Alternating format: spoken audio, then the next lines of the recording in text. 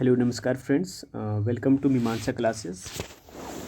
मैं आज ये आप लोगों को बताना चाहूँगा कि आप बिहार सब इंस्पेक्टर में जो आने वाली वैकेंसी है, फ़िलहाल तो दो वैकेंसी आने वाली है। एक इमरजेंसी डायलिंग के लिए और एक नॉर्मली जो सब इंस्पेक्टर होती है थाने वाले उस पे। तो उसमें भी दो सब कैटेगरी होंगे, कुछ सार्जेंट के पोस्ट होंगे, कुछ सब इंस्पेक्टर के होंगे पुलिस स्टेशन का। तो आज मैं अपने इस मार्कशीट के, जैसे कि मैंने बताया था कि मैंने 3 बार बिहार सब इंस्पेक्टर का एग्ज़ाम निकाला है, तो फ़िलहाल मैं इन्फोर्समेंट सब इंस्पेक्टर का जो मेरा मार्कशीट है, इस चीज़ को मैं आप लोगों के सामने दिखाना चाहूँगा कि एक छोटी छोटी गलतियाँ जो होती है उसके कारण से आप कहाँ से लैक होती है और आप सीधा मेरिट से बाहर होते हैं। जैसे कि प्रीलिम्स में मेरा जो मार्क्स था 160.4 था, यानी कि मोर देन 80 क्वेश्चन मेरा सही हुए थे, नेगेटिव को हटा करके भी। और मेरा जो मेंस में है जीएस पेपर में मेरा 147.2 था। और 147 आप यहाँ पे देखेंगे कि इस के पास जो है इसमें एक इंटरव्यू सेक्शन भी रखा गया था। तो इंटरव्यू इसमें 30 मार्क्स के इंटरव्यू रहे थे, जिसमें से इंटरव्यू में मुझे 30 में 19 दिया हुआ है। और जो फाइनल मेरा मार्क्स था 166.2 था। मेंस और इंटरव्यू दोनों को मार्क्स जोड़ करके इसमें मेरिट बनाया गया था। बट अनफॉर्चुनेटली मेरा जो मार्क्स था 166.2 था। और बीसी का जो कट ऑफ गया था, जैसा कि मैं बीसी कैटेगरी से बिलोंग करता हूँ, तो बीसी कैटेगरी से तो इसमें जो कट ऑफ गया था 170.6 था। मतलब कि जो कम मेरा मार्क्स जो बना था वो रफली आप देखेंगे तो 4.4 के लमसम था। यानी कि अगर 2 क्वेश्चन मेरे और सही होते तो 2 क्वेश्चन इंटू 2 हो गया 4 मार्क्स, और प्लस एक क्वेश्चन पे 0.2 नेगेटिव होते हैं, यानी कि 0.4 मार्क्स और मेरे बढ़ते। तो यानी कि टोटल मेरा 4.4 मार्क्स हो जाता। अगर मेरे 4.4 और आते, यानी 2 क्वेश्चन मेरे सही होते, तो शायद मैं बिहार इन्फोर्समेंट सब इंस्पेक्टर के लिए सेलेक्टेड होता। बट अनफॉर्चुनेटली यही होती है कि छोटी छोटी गलतियाँ किसी रूप से होती है और जो आपको सीधा एक वो फाइनल मेरिट पे वो आपको डिसअपॉइंट कर देती है। बट एनी हाउ, लेकिन आज मैं आप लोगों को ये बताऊंगा कि बिहार सब इंस्पेक्टर जो आने वाली वैकेंसी है, कि आप उसे प्रीलिम्स में किस तरह से मतलब रफली आप बोल सकते हैं 80+ क्वेश्चन कैसे कर सकते हैं।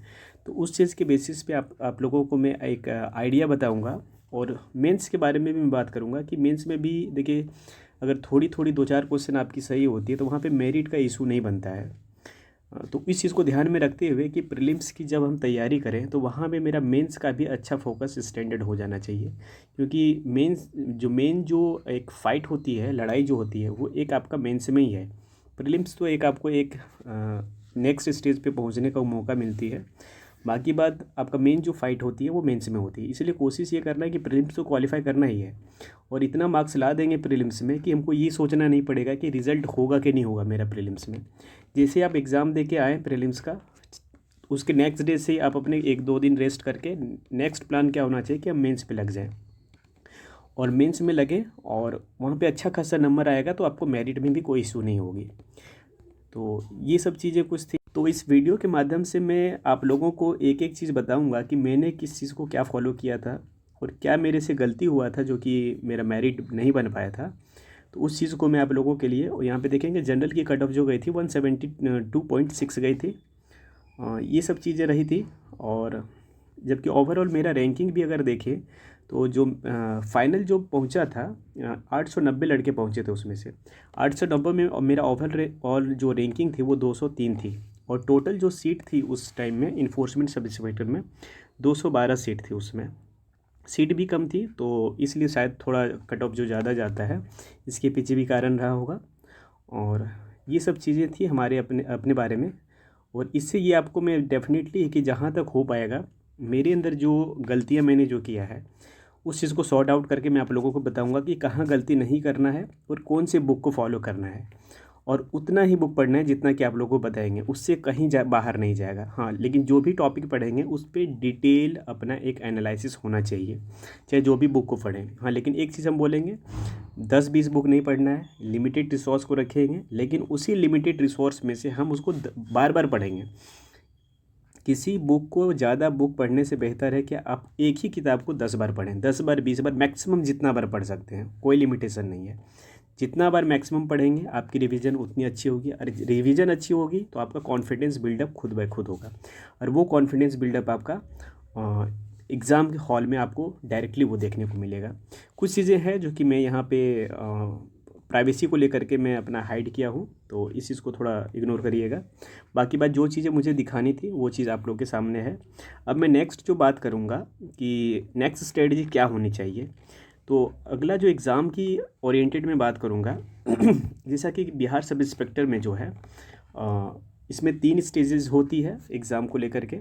आपका फर्स्ट स्टेज जो है वो प्रीलिम्स होगा, पहला स्टेज है, और इसमें जो पूछा जाता है आपका प्रीलिम्स में जीएस प्लस करंट होता है। जनरल स्टडीज़ होंगी, जनरल स्टडी टोटल आ जाएगा, history, polity, geography, science, economics और कुछ मिसलेनियस भी क्वेश्चन पूछे जाते हैं।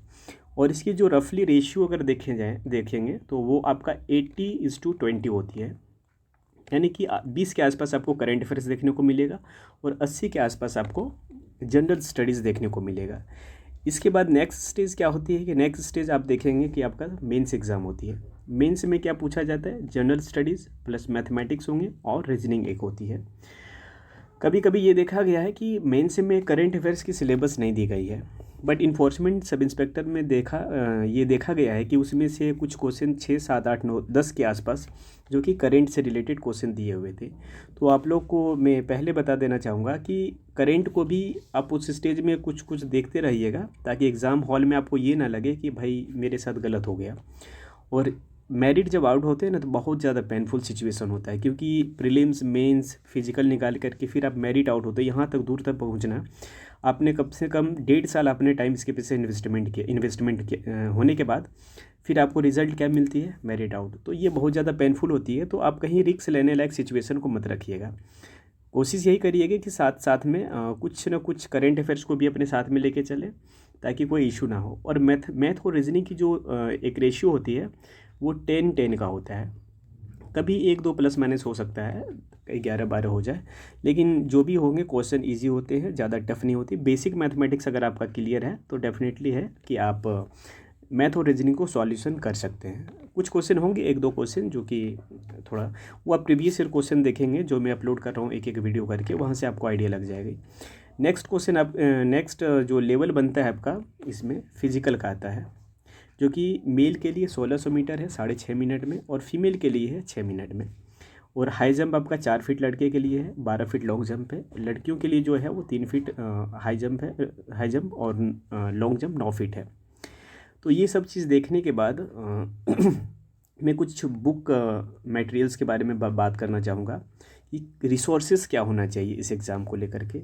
यहाँ पे सबसे बड़ी चीज़ है कि रिसोर्सेज कुछ ज़्यादा नहीं रखना है अपने पास, इतना ही रखेंगे कि उतना ही सेलेक्टेड बुक पढ़ें ताकि मेरा सिलेक्शन हो जाए, बस और कुछ नहीं है। ये नहीं कि बहुत सारा बुक्स रख लिए, फिर आपको वहाँ से क्या होगा ना कि एक सही परफेक्ट आप प्रिपरेशन नहीं कर पाएंगे, फिर दिक्कत हो जाएगी।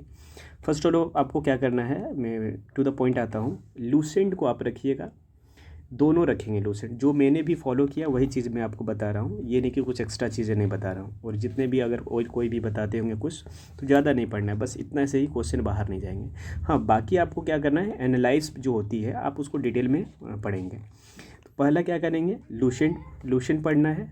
और लूसेंट में दोनों आप रखिएगा, एक सब्जेक्टली रखिएगा और एक ऑब्जेक्टिव रखिएगा। इससे आपको क्या होगा कि कुछ आपको देखिए 2-4 क्वेश्चन ही बेनिफिट आपको भीड़ से अलग करती है।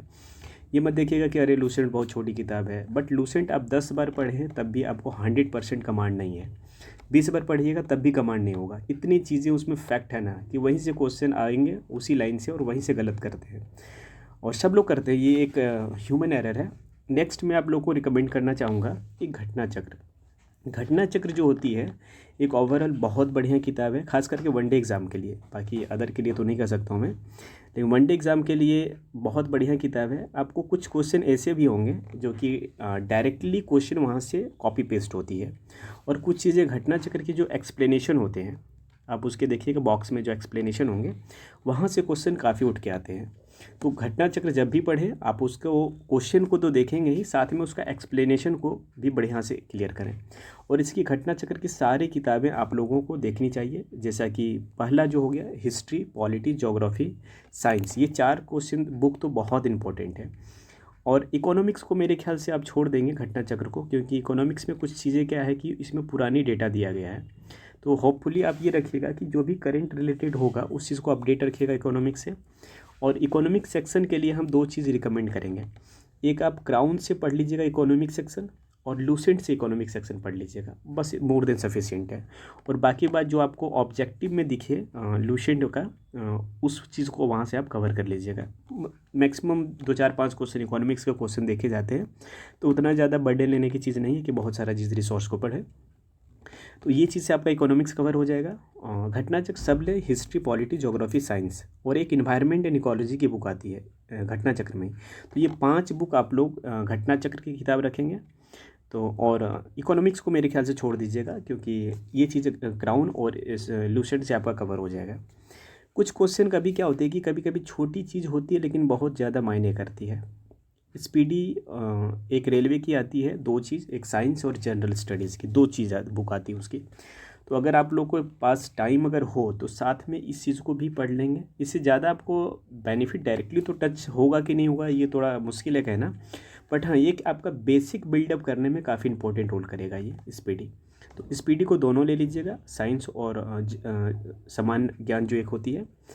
और करंट सेक्शन के लिए मैं बात करना चाहूँगा कि करंट अफेयर्स मैंने भी 2 ही पढ़े थे, ज़्यादा कुछ पढ़ा नहीं था दरोगा के लिए, उसी के बेसिस पे, और हमेशा मैं इसी को फॉलो करता हूँ। तो एडिटोरिया का एक आता है उसको पढ़िएगा, और ये स्पीडी का करंट अफेयर्स आता है। 2 करंट अफेयर्स को आपको थॉरली पढ़ जाना है। जब आप इतना अगर पढ़ लेंगे तो डेफिनेटली है कि आपका 80+ लाने से कोई नहीं रोक सकता है। और 80+ लाना मतलब आप समझ जाइए कि आप सेफ जोन में हैं। और इसके बाद जैसे आप प्रीलिम्स दे के आएंगे, मेंस के लिए विदाउट सोचे हुए आपको प्रिपरेशन में लग जाना है।